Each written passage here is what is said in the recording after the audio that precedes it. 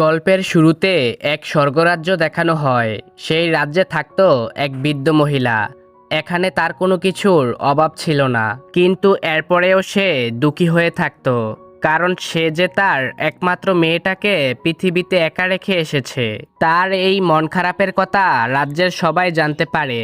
দেখা যায় তার ঘরের সামনে একটা ট্রেন এসে থামে, আর সেই ট্রেন থেকে নেমে আসে স্বর্গরাজ্যের এক অফিসার মিস্টার ইয়ং। সে বলে, আপনার মন ভালো করার জন্য একটা সুযোগ দেওয়া হবে, আর তা হচ্ছে আপনাকে 3 দিনের জন্য পৃথিবীতে, অর্থাৎ আপনার মেয়ের কাছে নিয়ে যাওয়া হবে। তাই এখন বলুন আপনার মেয়ের নাম কি এবং সে কোথায় থাকে। কিম বলে, আমার মেয়ের নাম হচ্ছে জিনহো। সে আমেরিকার এক কলেজে প্রফেসর হিসেবে চাকরি করছে, কিন্তু ইয়ং আমেরিকার সেই অ্যাড্রেসে তার মেয়েকে আর খুঁজে পায় না। তবে বেশ কিছুক্ষণ চেষ্টার পর জিয়নকে খুঁজে পায় অন্য ঠিকানায়। এরপর তারা সেই ঠিকানায় চলে আসে। কিম দেখে তার মেয়ে আমেরিকার ক্যালিফোর্নিয়াতে যাওয়ার বদলে চলে এসেছে সাউথ কোরিয়ার তার পুরনো বাড়িতে। কিম লক্ষ্য করে দেখে তার বাড়িটা পরিপাটি করে সাজানো রয়েছে, এমনকি চুলাতেও আগুন জ্বলছে।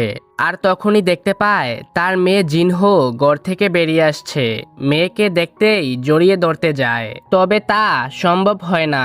ইয়ং জানায়, আপনি সবাইকে দেখতে এবং শুনতে পারলেও কাউকে স্পর্শ করতে পারবেন না, এবং তারাও আপনাকে দেখতে পাবে না। কিম বলে, জিন এখানে কি করছে? সে থাকবে তো আমেরিকাতে। ইয়ং বলে, সে হয়তো এখানে বেড়াতে এসেছে, ঠিক যেমনটা এসেছেন আপনি। 3 দিন পর আপনাকে নিতে আসব, এই বলে সে চলে যায়। এর পরদিন লক্ষ্য করে একটা চেয়ার ভেঙে গিয়েছে, তাই সে চেয়ারের মেরামতের কাজে লেগে পড়ে। এরপর জিনের বান্ধবী মিয়ন ফোন করে জানায় সে আগামীকাল তার গ্রামে ঘুরতে আসবে। জিন বলে, আসার সময় ভালো মানের ময়দা নিয়ে এসো, তোমাকে ডাম্পলিং বানিয়ে খাওয়াবো। তখনই একটা গাড়ি এসে দাঁড়ায় তার বাড়ির সামনে।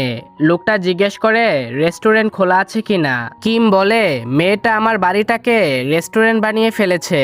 তার লেখাপড়া চালাতে গিয়ে কত কষ্ট করতে হয়েছে আমাকে, অথচ সে কিনা এখন গ্রামে বসে রান্না করছে।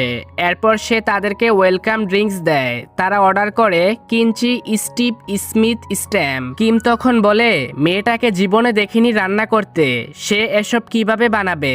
তখন জিন চলে আসে বাড়ির পেছনে মাটির নিচে সংরক্ষণ করে রাখা কিঞ্চি নিতে। সে টেস্ট করে বলে, এটা একদম পারফেক্ট হয়েছে। তখন কিমের মনে পড়ে যখন তার মেয়ে কলেজে পড়াশোনা করত, তখন একদিন সে গিয়েছিল তার মেয়ের সাথে দেখা করতে। সেখানে তারা কিঞ্চিস খেয়েছিল। কিম বলেছিল, এর চেয়ে আমাদের গ্রামের মানুষের রান্না করা কিঞ্চিস আরো বেশি সুস্বাদু হয়। কিমচি তৈরি করে মাটির নিচে বাংকারের মধ্যে সংরক্ষণ করে রাখি, এতে এর স্বাদ আরো বেশি বৃদ্ধি পায়। আর সেই বাংকারে যে কোনো কিছুই সংরক্ষণ করা যায়, অনেকটা রেফ্রিজারেটর বা ফ্রিজের মতো। আর বর্তমানে জিন সেই ফর্মুলাই ব্যবহার করছে। কিম লক্ষ্য করে সে রান্নাতে মশলা, তেল আর সবজির ব্যবহার খুবই পারফেক্ট ভাবে করছে। এরপর খাবারগুলো পরিবেশন করে। কিম বলে, দেখে মনে হচ্ছে রান্নাটা খুবই ভালো হয়েছে, ইচ্ছে করছে একটু টেস্ট করে দেখি, কিন্তু সেই ক্ষমতা আমার নেই। এরপর তারা খাবারের বিল পরিশোধ করে চলে যায়। জিন বেরিয়ে পড়ে কিছু কেনাকাটা করতে। তার প্রতিবেশীরা বলে, যদি স্বর্গ থেকে কিম এসব দেখতে পায় তবে সে খুবই রেগে যাবে, কারণ তার মেয়ে আমেরিকাতে চাকরি পাওয়ার পর কিম প্রচন্ড খুশি হয়েছিল, আর এখন তার মেয়ে ঠিক তার মতোই জীবনযাপন শুরু করেছে। তাদের এসব কথাবার্তা আশেপাশে দাঁড়িয়ে শুনছিল। আর ওদিকে জিন চলে আসে তার মায়ের বন্ধু চুনের দোকানে। সে এসেছে রান্নার জন্য তেল কিনতে। চুন তাকে দেখেই রেগে যায় আর জানিয়ে দেয় তার কাছে কোনো কিছুই বিক্রি করবে না, কারণ সে তার মায়ের স্বপ্ন ভেঙে গ্রামে এসে পড়ে রয়েছে। আর জিন অনেক বেশি রিকোয়েস্ট করলে সে তেল বিক্রি করতে রাজি হয়। এরপর জিন তাকে ধন্যবাদ জানিয়ে চলে যায়। চুন বলতে থাকে কিম এসব দেখলে প্রচন্ড কষ্ট পেত। এরপর বাড়ি ফিরে এসে আবারও রান্নার কাজে লেগে পড়ে। সে তার মায়ের তৈরি মাটির চুলাগুলো ব্যবহার করে। তখনই ফ্ল্যাশব্যাকে দেখা যায় একদিন কিম তাকে ফোন করে তার তৈরি নতুন চুল কাটার কথা বলে, আরও জানতে চায় সে কবে আমেরিকার উদ্দেশ্যে রওনা দিবে। তখন দেখা যায় জিন তার কথা শুনতেই ইন্টারেস্ট ফিল করে না এবং ফোন কেটে দেয়। তাই কিম তার ভাইয়ের বউয়ের কাছে ফোন করে জানতে পারে তার মেয়ের ফ্লাইট আগামী সপ্তাহে। তখন দেখানো হয় খুব ছোটবেলাতেই জিনের বাবা মারা যায়। মেয়েকে মানুষ করার জন্য সে অন্য বাড়িতে কাজ করত। সে সবসময় চাইতো তার মেয়ে যাতে ভালো থাকে, তাই সে রাতভর ওভারটাইম কাজ করত। এর ফলে মেয়ের দেখাশোনা করতে পারতো না, তাই মেয়েটাকে তার ভাইয়ের বাড়িতে রেখে আসে।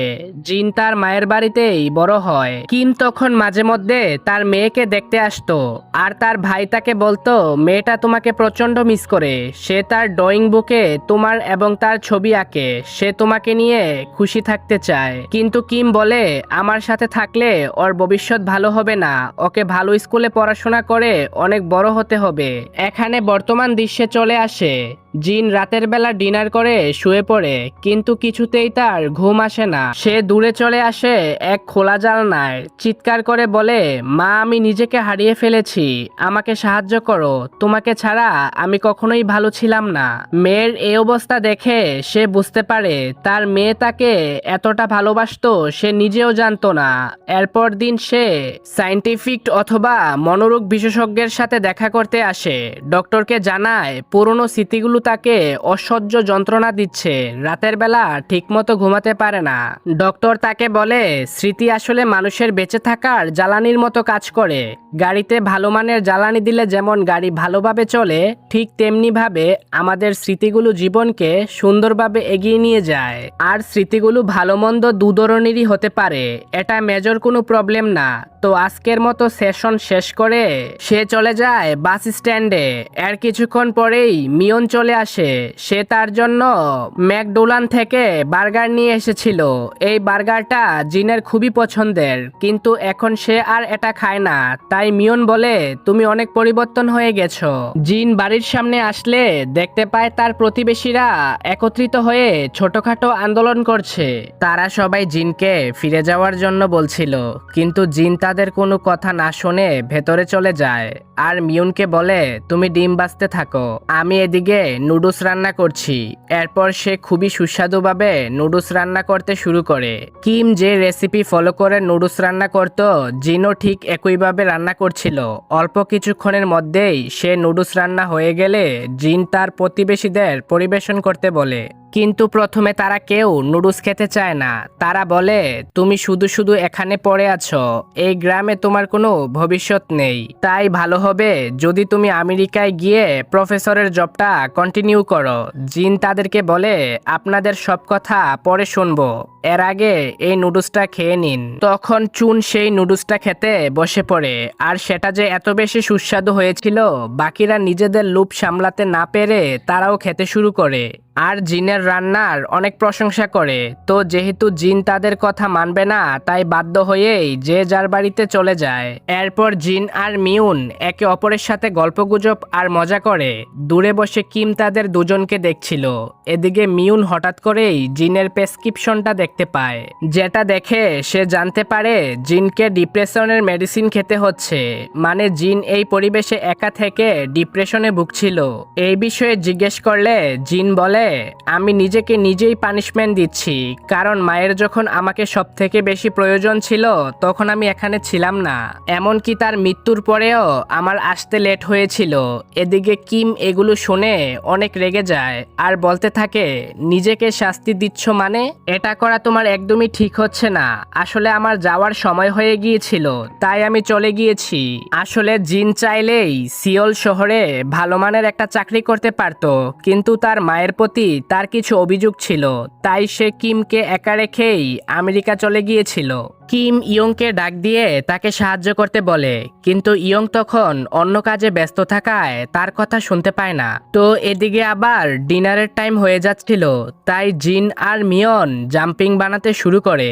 জিন একটু ভিন্নভাবে ডাম্পলিং তৈরি করত, যেটা তার মায়ের রেসিপি ছিল, আর সে তার মায়ের মতো পারফেক্ট কমপ্লেক্স তৈরি করতে 100 বারের মতো ট্রাই করেছে। কিন্তু প্রথমে সে পারফেক্টলি কিমের মতো ডাম্পলিংস এর টেস্ট আনতে পারছিল না। তাই সে চুনকে জিজ্ঞেস করছিল যে তার মা রেসিপিতে কোনো বিশেষ সবজি দিত নাকি। চুন তখন বলে তোমার মা ডাম্পলিংসের মধ্যে রেডিশ বা মূলা দিত। জিন তারপর চুনের কথা মতো রেসিপিতে মূলা ব্যবহার করে আর এবার সে পারফেক্টলি কিমের মতোই ডাম্পলিং বানাতে সক্ষম হয়। ফ্ল্যাশব্যাকে দেখানো হয় কিম কাজ থেকে ফিরে এসে সে দেখে জিন না খেয়েই ঘুমিয়ে পড়েছে, কারণ সে ঝাল খেতে একদমই পছন্দ করত না। তাই কিম তার জন্য ডাম্পলিংস বানায়, তবে ঝালের পরিবর্তে মূলা দিয়ে মিষ্টি ডাম্পলিংস রান্না করে। মা মেয়ে দুজনে মিলে ডাম্পলিং বানানোর সময় অনেক খুনসুটি করত। প্রেজেন্ট টাইমে জিন আর মিয়ন গল্পগুজব করছিল।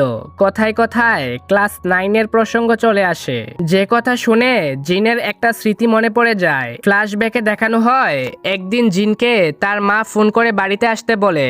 আসলে কিম একজনকে বিয়ে করে নিয়েছিল যাতে করে জিনের পড়াশোনার খরচ চালাতে পারে, কিন্তু জিনের সৎ বাবা তাকে পছন্দ করতো না। তবে আজকে সে ছেলে মেয়েদের নিয়ে ট্যুরে গিয়েছে আর এই সুযোগে কিম সুস্বাদু রান্না করেছে জিনের জন্য। কিছুক্ষণ পরেই জিন চলে আসে সেই বাড়িতে। জিন তাকে এতদিন পর ভালো খাবার খাওয়াতে পারবে এই ভেবে প্রচন্ড খুশি ছিল। এরপর সে জিনের পড়াশোনার বিষয়ে জিজ্ঞেস করে আর তখনই হঠাৎ করে জিনের সৎ বাবা বাড়িতে হাজির হয়। তাদের ফ্যামিলি ট্যুর ক্যান্সেল হয়ে গিয়েছিল, তাই জলদি ফিরে এসে সে জিনকে বাড়িতে দেখে খুবই রেগে যায়। কিমকে অপমান করে অনেক কথা শোনায়, এমনকি জিনকে না খাইয়ে বিদায় করে দিতে বলে। জিন অনেক কষ্ট পেয়ে সেখান থেকে চলে আসছিল। এদিকে কিম সেই রান্না করা খাবার বক্সে করে তার জন্য নিয়ে আসে। জিন তাকে বলে তুমি ওই লোকটাকে ছেড়ে আমার সাথে চলে আসো, আমি পড়াশোনা বাদ দিয়ে কোনো একটা কাজ খুঁজে নেব, আমরা দুজনে একসাথে থাকবো। কিন্তু কিম স্বাভাবিকভাবেই মানা করে দেয়। সে বলে তুমি আগে পড়াশোনা শেষ করো। এই কথা শুনে জিন কান্না করতে করতে সেখান থেকে চলে আসে। আর এদিকে কিমও অজোরে কান্না করছিল, কারণ অন্ততপক্ষে তার মেয়ের পড়াশোনার খরচ চালানোর জন্য হলেও লোকটার সাথে সংসার করতে হবে। এই ঘটনার পর থেকেই তার মায়ের প্রতি তার একটা ক্ষোভ তৈরি হয়েছিল।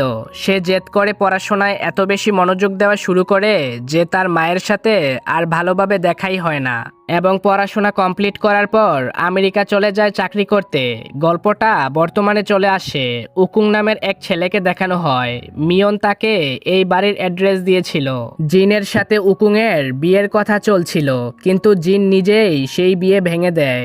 জিন বলেছিল বিয়ের পর তার মা তাদের সাথেই থাকবে। উকুং যৌথ পরিবারে থাকতে পছন্দ করত না। কথা কাটাকাটি হলে জিন বিয়ে ক্যান্সেল করে দেয়, কিন্তু উকুং তাকে অনেক বেশি পছন্দ করত।